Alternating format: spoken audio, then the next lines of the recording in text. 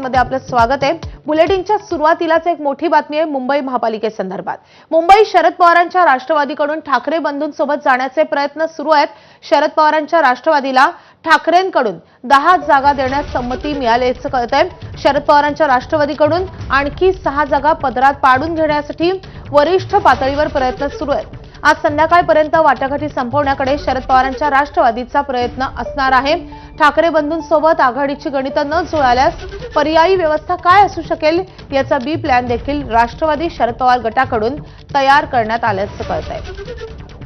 खरं तर एका बाजूला काँग्रेस आणि वंचितनं युती जाहीर केल्यानंतर आता खरं शरद पवारांकडे दुसरा कुठला पर्याय राहिलाय का हा देखील प्रश्न आहे।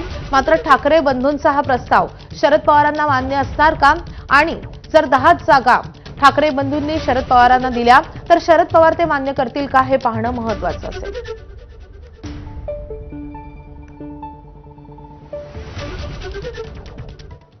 आणखी एक मोठी बातमी मुंबईमध्ये काँग्रेस आणि वंचितच्या आघाडीची अधिकृतरित्या घोषणा झाली आहे। वंचितचे नेते आणि